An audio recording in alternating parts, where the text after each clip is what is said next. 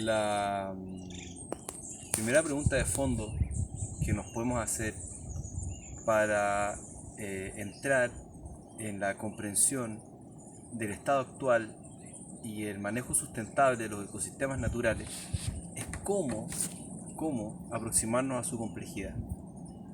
Todo sistema complejo requiere una aproximación jerárquica y desde esa jerarquía poder observar su arquitectura, su funcionamiento y su dinámica.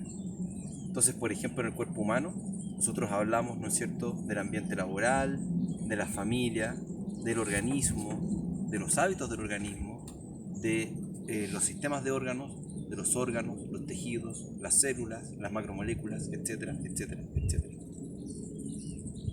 Entonces la pregunta es, bueno, ¿cómo le entramos a la complejidad del paisaje? Y desde ahí, ¿no es cierto?, está la idea de trabajar su jerarquía desde lo que hemos llamado la CDS, el clima, el distrito geomorfológico y el sitio. Y luego el sitio respecto de su arquitectura, su condición y su dinámica. En el clima, por ejemplo, en el ecosistema en el que estamos, a lo menos podemos diferenciar tres climas, ¿no es cierto? La parte alta, a donde están las nieves eternas, que sería, ¿no es cierto?, un reino nival. La parte que está sobre el crecimiento del bosque, a donde están los pastos de las estepas altoandinas, frías, y el bosque esclerófilo y las roblerías, que se expresan en este clima templado seco estival medio, provincia del Maule. Ahora, dentro de este clima tenemos distintos distritos geomorfológicos. Tenemos terrenos empinados, terrenos planos, terrenos de humedales, tenemos fondos de quebrada, tenemos también, ¿no es cierto?, solanas, umbrías, etc. Podemos clasificar, de acuerdo a la clasificación de ecorregiones, el distrito y luego el sitio.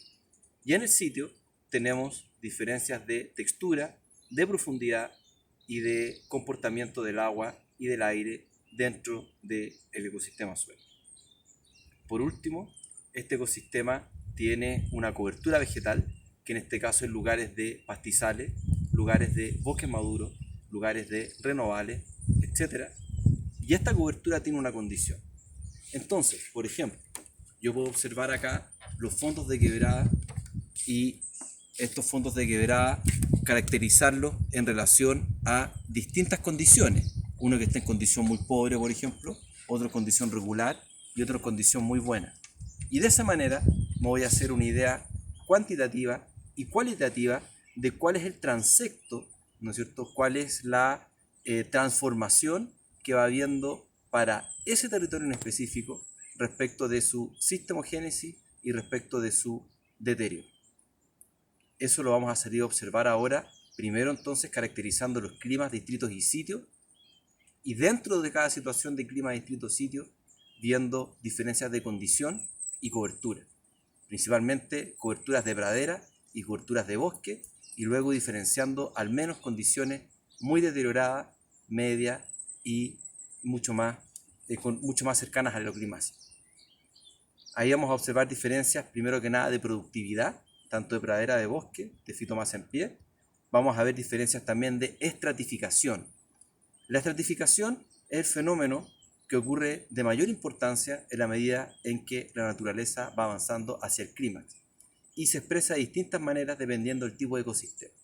En el caso del ecosistema de pastizales, la estratificación se expresa a partir de una cierta composición botánica y a partir de una cierta cobertura y productividad. La composición botánica nos permite clasificar las plantas entre decrecientes, acrecentantes y invasoras, y en relación a su proporción vamos a determinar entonces cuál es su condición en conjunto con la productividad y la cobertura. En el caso del bosque tenemos la estratificación vertical, que tiene que ver con los pisos de vegetación, si tenemos estratas arbóreas dominantes, estratas arbóreas medias, por ejemplo, arbustos, pastizales, mantillos, etc., que es la estratificación vertical, como digo. La estratificación horizontal tiene que ver con que el bosque va siguiendo distintas situaciones geomorfológicas, ¿no es cierto?, en la horizontal, o sea, es un distinto tipo de bosque que hay en el fondo de quebrada, el que hay en la solana, el que hay en la umbría, el que hay en las altas cumbres, por ejemplo, y se van entonces distinguiendo situaciones. de estratificación horizontal. Y por último, la estratificación etaria. Para calcular la estratificación etaria, nosotros vamos a medir el diámetro de los troncos a la altura del pecho, si son árboles de cierta envergadura, y si son renovables muy chiquititos, lo vamos a medir a la altura del cuello.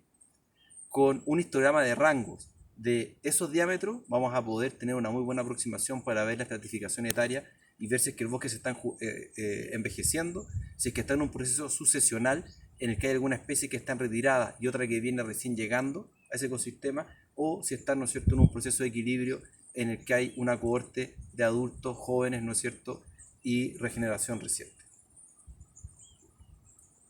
Bien, ojalá que nos vaya bien hoy día, vamos a hacer esas actividades y vamos a ver después cómo lo podemos representar.